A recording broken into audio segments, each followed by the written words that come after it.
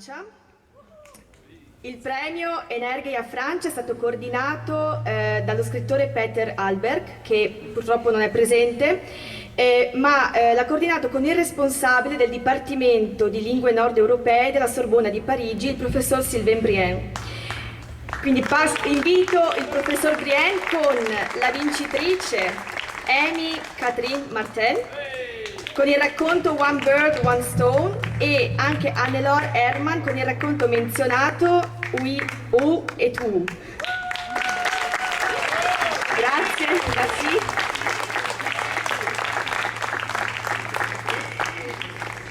Il professor Brien ci parlerà un po' del premio in Francia e poi vi chiederò qualcosa sui vostri racconti. So I will ask you something about your works. Grazie mille, sono molto felice e orgoglioso di essere qui. That's where my Italian goes, so I will go on to English, and I'm sorry for that. I'd like Felice, please, I'd like you to come here, because yeah, please. Because not only, come here, my friend, not only I want to thank you and all your team for the invitation, but I'd like to tell the public, the audience, the story of our relationship, the present of our relationship and the future of our relationship. And I really want to say how much the collaboration with Matera means to us at the Sorbonne. The work you do here with the prize means a lot for the teachers, for the professors, but, and that's the most important, for the students.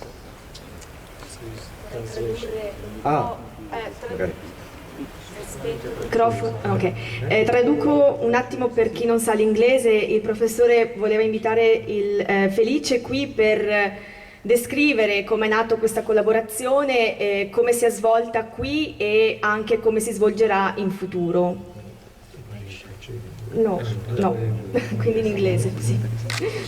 So all starts in 2014, and as a professor of literature I feel that I've got my limits. I'm maybe a very good professor and modest.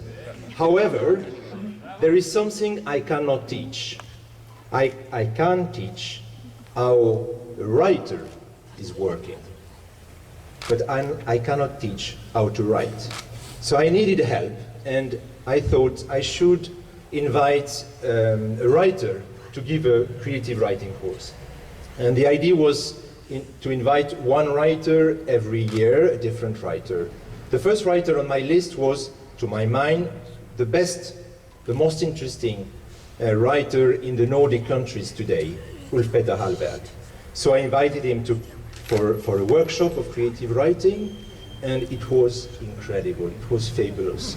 And I felt maybe I will lose my job because he's taking, all the students, but however, there won't be a new writer every year. There will be Ulf-Petter Hallberg all the time.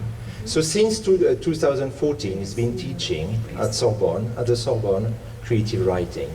And the year after, Ulf-Petter Hallberg came to Paris and told me, I've got an idea.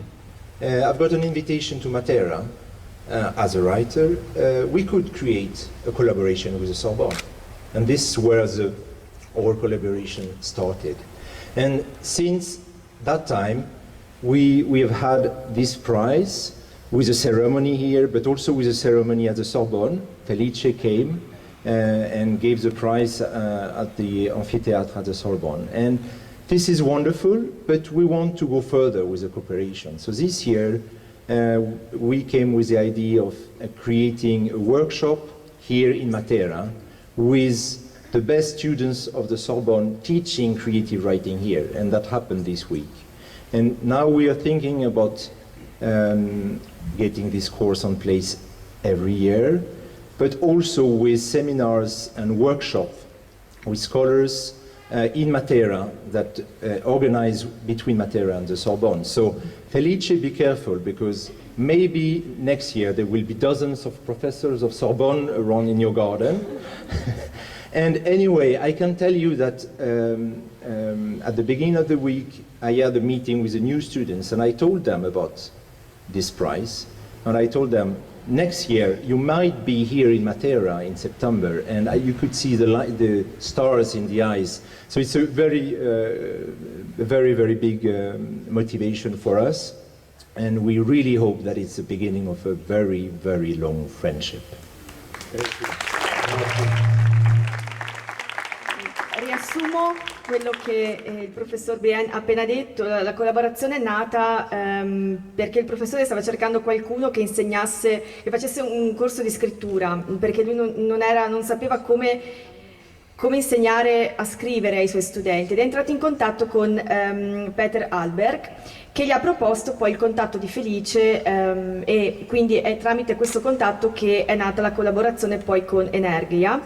E la collaborazione è andata bene. Felice, seppure stato tu in Francia a premiare gli studenti che hanno poi partecipato a questo corso di scrittura alla Sorbona, e poi c'è stato appunto l'aggancio per iniziare il premio in Italia, e il professore spera che questa cosa vada avanti e portare moltissimi, dozzine di docenti della Sorbona qui nei prossimi anni qui al Museo di Matera.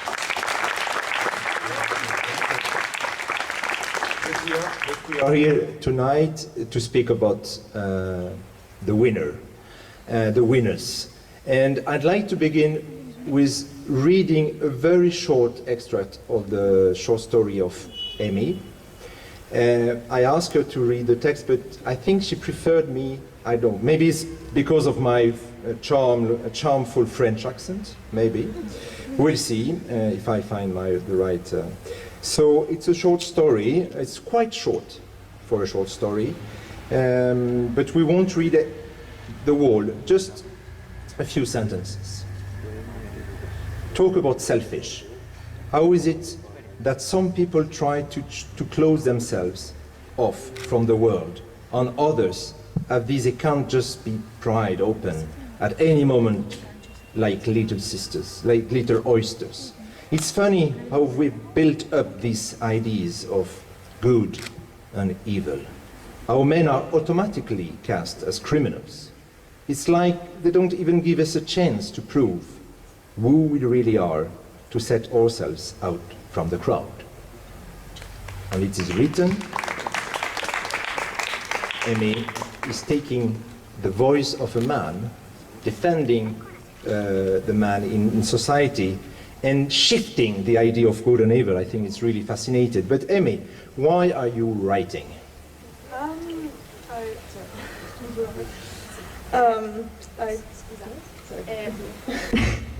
Dopo aver letto l'estratto, adesso ascoltiamo Amy, che il suo racconto si intitola One Bird, One Stone, e ci dirà adesso come è arrivata a scrivere questa storia, poi io proverò un po' a tradurre. Prego.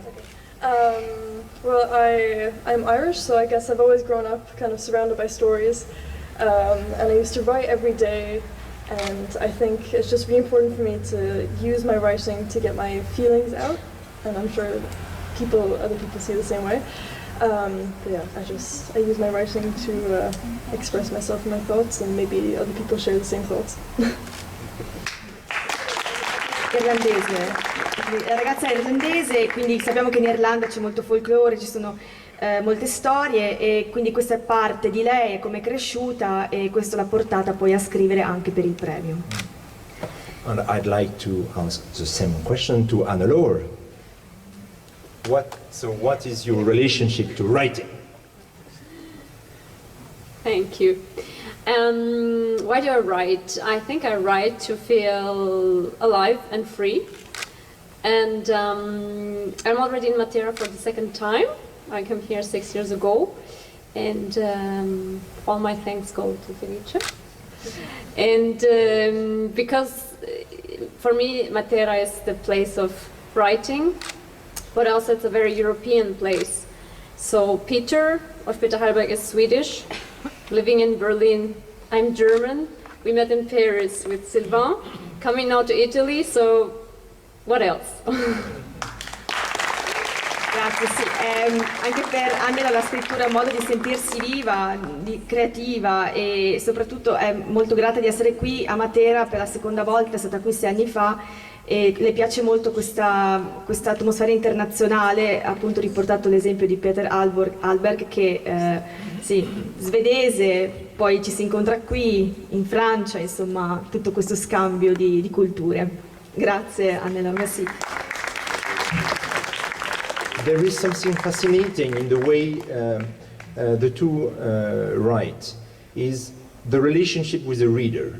In the novels, the reader must be active because he or she does not get all the information. It's like a detective story, you know, just have to find what's happening.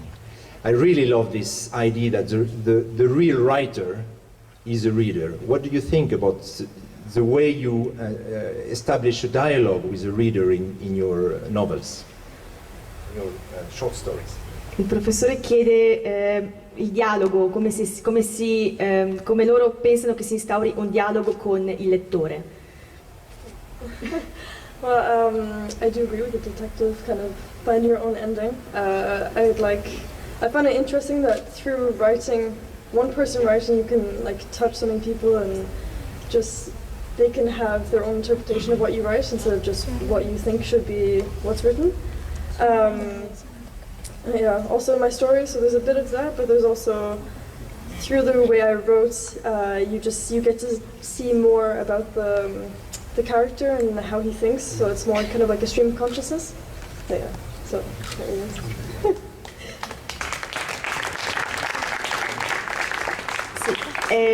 is. Sì, allora, sono distratta un attimo, scusate. No, è il modo per toccare, per toccare appunto l'anima delle persone, quindi per comunicare i propri sentimenti, le proprie emozioni, quindi appunto questo è il punto principale di quello che Amy vuole fare con la sua scrittura. To come back to the active reader and that there are parts that are not mentioned, I would like to play you back the ball. I think this inspiration comes from your class. We had one session that was called L'économie de l'écriture, so economy of writing. And yes, I think in the end a good text is also about things that you mention and things that you don't mention. Anche lei ha avuto questa passione tramite il corso del professor Brienne e il trucco è sì di trovare di trasmettere le cose che vengono dette, ma anche di non dire tutte le cose, in modo da lasciare spazio anche al lettore di poter inventare, integrare la storia. Maybe one of the most tricky part of writing is how to end a story. And I can tell you that in the short stories that won the prize is just like a masterclass on how to end a story. So, how do you build or do you write the end of a story? Come viene scritta la fine della storia? Well, with this story in particular, when I read, I tend to like open-ending stories, but I guess with my story you can have possibly 3 options, so that the daughter or the bird in the story is the person who passes away, who dies, and then you can think, I mean if you read my story you understand better, but you can think that the main character, you understand a different aspect of how he thinks and how he acts. Another way is that in my story I did not specify who she is, so it can either be interpreted as the daughter or as the mother that the father figure, the main character, puts a lot of blame on. But yeah, initially I went with like an open ending, so you decide. Un modo è la morte del personaggio oppure di lasciare l'identità aperta, quindi si lascia al lettore la possibilità di interpretare chi è veramente. About the ending of the story, what I like is a change of dynamic for the ending. So either you make the reader fall or you lift the reader up. Sì, quindi anche qui abbiamo un modo di concludere la storia che può essere sia detto oppure di lasciare sempre il finale aperto. And that's what you call in Italian opera aperta. And maybe we can listen to this way the text opens to the reader. You can say it was my fault, the cage was too tight for the bird. Shit happens. I did what I had to be done, and now she will never leave my side.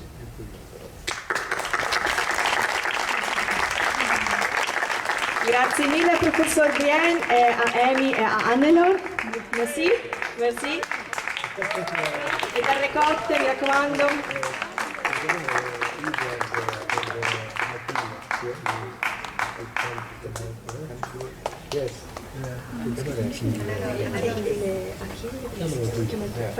And maybe we would like to invite Achille, Sego and Edouard Bell to come here just to say hello, because they were doing a fantastic job during all the week as teachers.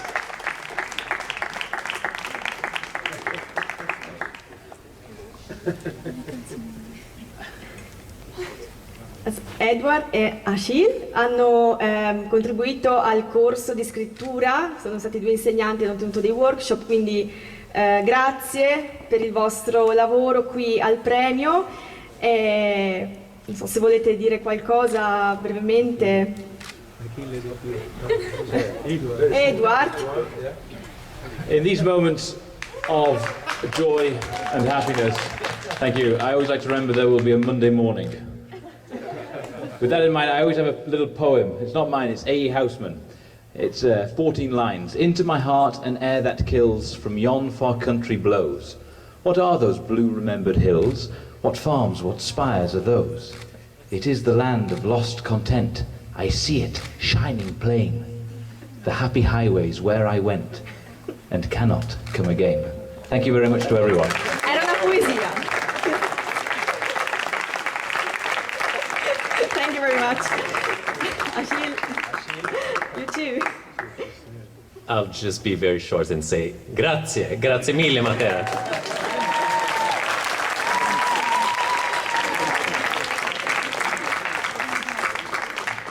Grazie mille ancora alla Francia per essere venuta qui, per aver partecipato e buon divertimento ancora per la serata. Grazie.